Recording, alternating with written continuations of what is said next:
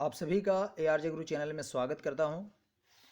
इससे पहले वाले वीडियो में हमने कुछ सामान्य जानकारी देखी थी, जिसके अंदर वीएस के अलावा अन्य दस्तावेज है। इसके अलावा बूथ का BU का सैंपल देखा था। बूथ के बाहर लगने वाली सूचनाएं क्या क्या लगानी होती है वो देखी थी। वाहन लॉग शीट, रिसिप्ट फॉर्म, मतपत्रों का प्राधिकृत प्रारूप, विभिन्न बेज, सील, टैग, इनके बारे में देखा था। इस वीडियो में हम देखेंगे काउंटर नंबर 1 पर जमा होने वाले फॉर्म और ये जो प्रपत्र जो है उनके बारे में। ये भरे हुए प्रपत्र आपको दिखाए जाएंगे यहाँ पे। और इसका अगला वीडियो होगा, उसमें काउंटर नंबर 2 के देखेंगे। उससे अगले वीडियो में हम काउंटर नंबर 3 के बारे में देखेंगे। तो सबसे पहले ये आता है आपके काउंटर नंबर 1 के लिए। तो यहाँ पे आप देख सकते हैं काउंटर नंबर 1 के अंदर सबसे पहले आपको यह प्रपत्र भरना होता है, जिसके अंदर आपको सामान्य सी जानकारी है। अपना जो क्षेत्र है इलेक्शन का, उसका नाम है, उसकी क्रम संख्या है, पोलिंग स्टेशन का नाम है, डेट वगैरह लिखनी होती है, अपने PRO जो है उनका नाम लिखना होता है। ये जानकारी आपको लिखनी होती है। उसके बाद नीचे की तरफ ये अगर आपको जानकारी जो भी है, यूज्ड कंट्रोल और बैलेट यूनिट कितनी है, यूज्ड प्रिंटर फॉर वीवीपैट ये कितने काम में ले गए हैं, अनसील्ड जो लिफाफे हैं वो कितने हैं, और उसके अलावा सील्ड लिफाफे जो हैं ये है। ये आपको सारी जानकारी आपको यहाँ पे भरनी है। नीचे की तरफ PRO साहब के साइन होते हैं। और अब बात करते हैं लिफाफों की। तो ये लिफाफा नंबर 1 है। ये इसके ऊपर लिखा भी होता है कि ये कितने नंबर काउंटर के ऊपर जमा होता है। इस पर लिखा है काउंटर नंबर 1 पर जमा किया जाएगा। और इस पर यह भी लिखा है कि चपड़ी से सील नहीं करना है। देखिए, जिस पे ये लिखा उसको चपड़ी से आपको सील नहीं करना है। तो ये इसके ऊपर आपको सामान्य सी जानकारी लिखनी है, वही जो बार बार मैं बता चुका हूँ, ये आपको जानकारी लिखनी है। और इसके अंदर आप जो है अभी लिखित मतों का लेखा या पेपर सील का लेखा है, ये थोड़ा सा मैं इससे बता देता हूँ। ये आपको इसके अंदर जानकारी देनी होती है। तो ये 17 गए जो होता है ये होता है, और ये 17 गए ये होता है। आप देख सकते हैं नीचे की तरफ ये 17 गए है। थोड़ा सा क्लियर होने में टाइम लग सकता है।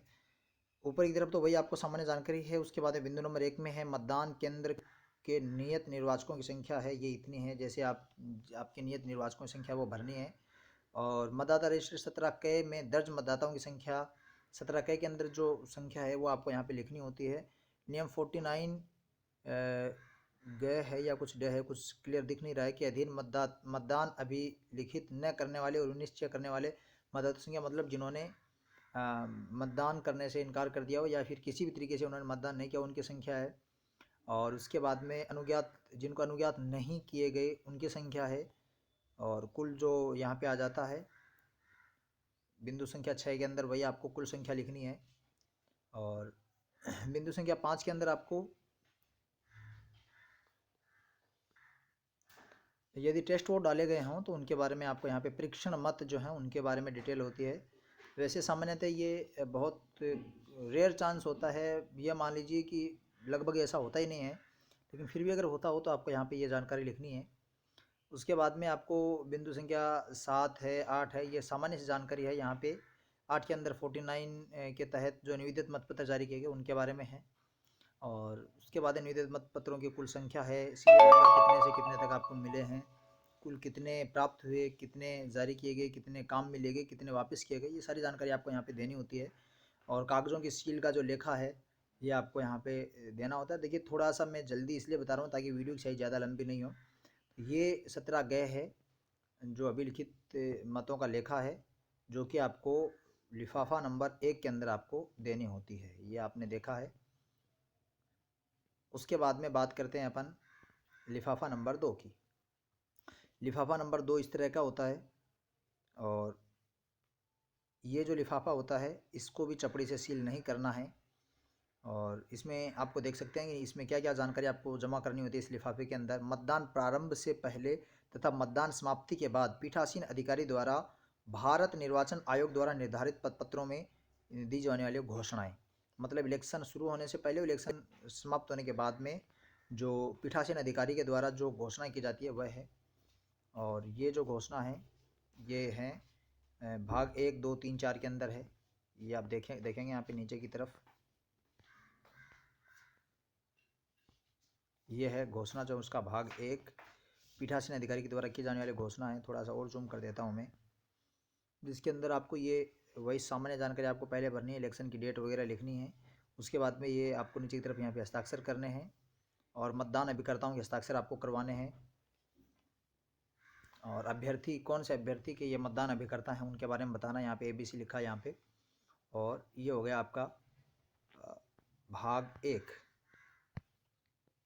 अब आता है भाग 2, जिसके अंदर पीठासीन अधिकारी के द्वारा पश्चातवर्ती मतदान मशीन के उपयोग के समय घोषणा है। तो ये वैसे लिखा होता है, आपको यहाँ पे हस्ताक्षर करने होते हैं, मतदान अभिकर्ताओं के हस्ताक्षर वगैरह करवाने होते हैं, बस उसी तरीके से। और उसके बाद में ये अंत में जो घोषणा जो है मतदान के अंत में ये घोषणा है, वही इसी में भी वो अभिकर्ताओं के हस्ताक्षर आपको करवाने होते हैं। और इसी तरीके से बस आपकी ये चौथी घोषणा है। इनको आपको लिफाफा नंबर 2 के अंदर जमा करना होता है।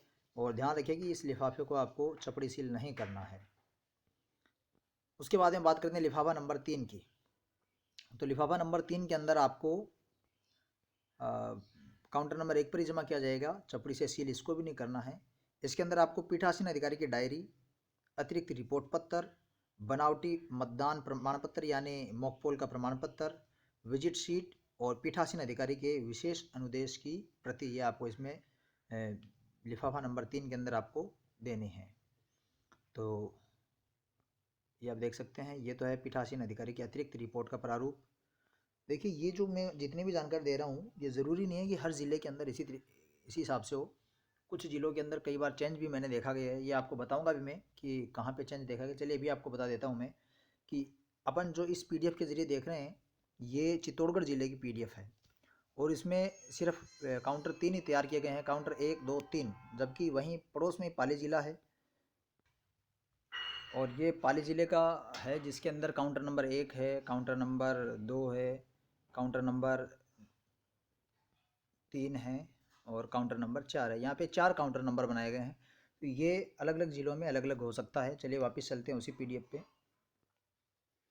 बस ये जो PDF में तैयार करके ये जो आपके लिए वीडियो तैयार कर रहा हूँ, सॉरी PDF तैयार नहीं बल्कि वीडियो तैयार कर रहा हूँ आपके लिए, ये सिर्फ आपकी सहायता के लिए किया जा रहा है ताकि आपको थोड़ी इसमें मदद मिल जाए। और ये जब आप देख लेंगे तो उसको आपको वहाँ पे बहुत आसानी हो जाएगी। तो देखिए ये है पीठासीन अधिकारी की अतिरिक्त रिपोर्ट का प्रारूप है। ये आपको बता दिया मैंने कि काउंटर नंबर सॉरी लिफाफा नंबर 3 की है, जिसके अंदर आपको मतदान केंद्र की संख्या है। इसके अलावा वहाँ पे केंद्रीय सुरक्षा बल तैनात किया गया नहीं किया गया है, माइक्रो ऑब्जर्वर लगाए गए नहीं लगाए गए, वीडियो रिकॉर्डिंग चल रही है नहीं चल रही है, कुल मतदाता डाले गए, ये सामान्य जानकारी है। आपको कुछ बताने की ज़रूरत नहीं है। एक छोटा छोटा बिंदु होता है जिसके अंदर आप बड़ी आसानी से इनको फिल कर सकते हैं। फिर भी किसी तरह की आपको पूछना हो तो कमेंट बॉक्स के अंदर पूछ सकते हैं।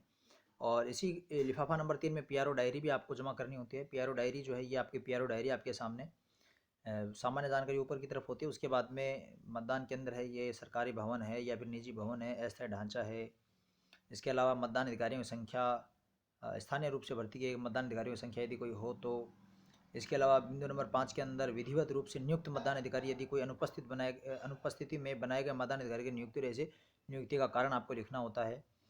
EVM जो है उसके बारे में प्रयुक्त यूनिटों की संख्या है, ये भी सामान्य जानकारी है। उसके जो क्रम संख्या है, सीरियल नंबर वगैरह ये आपको लिखनी होती है। पेपर सील की संख्या आपकी कितनी है, कितनी प्रयुक्त की गई हैं, टैग आपको कितने मिले हैं, सीरियल नंबर उनके क्या हैं, प्रयुक्त टैग कौन कौन सा है, बच गया कौन सा आपके पास, ये सामान्य जानकारी आपके पास है। स्ट्रिप सील की है 7 ख में, 7 ग के अंदर वहीं पे आपको वीवीपैट जो है उसके बारे में दिया गया है, वीवीपैट का प्रिंटर नंबर है उसके बारे में जानकारी है।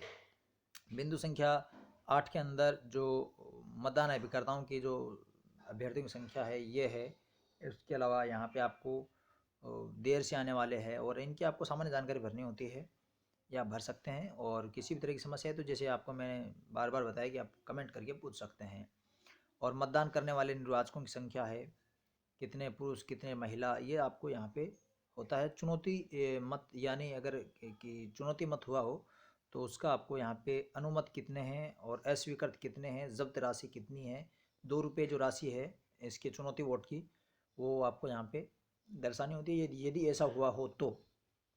उसके बाद में अप्रवासी निर्वाचकों की संख्या है, EDC के बारे में जानकारी है, प्रॉक्सी जो मत हैं उनकी जानकारी है, निविदित मत कितने डाले गए हैं, इन मतों की सूचनाएं आपको यहाँ पे देनी होती है। उसके बाद में आयु संबंधी घोषणा यदि कोई ज़रूरत हो तो ऐसे जिन्होंने घोषणा देने से मना कर दिया हो वो कितने हैं। देखिए वैसे तो आयु संबंधी समस्या तो आएगी नहीं, क्योंकि आजकल आयु का प्रमाण पत्र होने के बिना तो नाम जोड़ा भी नहीं जाता है, तो ये तो वैसे समस्या कम ही आती है। लेकिन फिर भी अगर आपकी ऐसी आयु हो तो आप यहाँ पे दर्ज कर सकते हैं। और मतदान स्थगित यदि करना पड़े तो स्थगन का कारण क्या रहा हो, और ये विभिन्न समय के अंदर समयांतराल के अंदर डाले गए मतों की संख्या है बिंदु संख्या 19 के अंदर। इसी तरीके से ये आपको सामान्य जानकारी भरनी होती है, आप देख सकते हैं यहाँ पे। और लास्ट के अंदर आपको ये आपने लिख दिया कि भाई मतदान शांतिपूर्ण संपन्न हुआ, यदि शांतिपूर्ण होता हो। यदि आप किसी तरह की समस्या आती हो तो यहाँ बिंदु 22 के अंदर आपको दिया गया है कि मतदान बाधित या अवरुद्ध करने की कोशिश अगर हुई हो तो वो आप बिंदु 22 के अंदर आप लिख सकते हैं। उसके बाद में ये विजिट शीट है, यदि कोई निरीक्षण अधिकारी यदि कोई आए हों, विजिट किया हो, तो उनकी शीट है यहाँ पे। ये तो वैसे आते ही हैं, तो ये आपको जैसे इनका डिटेल आपको यहाँ पे लिखनी है, कितने बजे आए हैं और क्या मतदान प्रक्रिया का संक्षिप्त विवरण लिखना है, वोटिंग का परसेंटेज और संख्या आपको लिखनी है। ये भी आपको लिफाफा नंबर 3 के अंदर ही जमा करानी है। ये मॉक पोल का सर्टिफिकेट है। जब आप मॉक पोल करवाते हैं तो आपको, जैसे कि मैं पहले वाले वीडियो के अंदर बता चुका हूँ कि मॉक पोल के अंदर कम से कम 50 वोट अवश्य डलवाएं। और ये सभी जो जितने भी पार्टी के कैंडिडेट खड़े हुए हैं उन सभी को बराबर बराबर संख्या के अंदर वोट डलवाएं और मिनिमम 50 वोट आप डलवाएं। तो ये मॉक पोल का सर्टिफिकेट है जिसके अंदर आपको यही जानकारी भरनी है। और ये ABCD यहाँ पे लिखा हुआ है, यहाँ पे अभ्यर्थी का नाम आएगा और संबंधित अभ्यर्थी को कितने वोट डाले गए हैं, और ये आपको यहाँ पे लिखना है। और लास्ट के अंदर आपके जैसे यहाँ पे टोटल आ गए 55 वोट, मतलब 50 से ऊपरी वोट हैं, तो इस तरीके से आपको ये करना है। और ये जो पोलिंग एजेंट है उनका नाम वाम है, उनकी पार्टी है, अभ्यर्थी का नाम है, उनके हस्ताक्षर हैं, ये इसके अंदर आ जाता है। तो ये थे काउंटर नंबर 1 के अंदर जमा होने वाले समस्त दस्तावेज। अब अगले वीडियो में हम देखेंगे काउंटर नंबर 2 पर जमा होने वाले फॉर्म, प्रपत्र और उनके बारे में जानकारी। तो आज के इस वीडियो में इतना ही। अगले वीडियो में इस जानकारी के साथ आपसे फिर मिलेंगे। तब तक के लिए जय हिंद, जय भारत।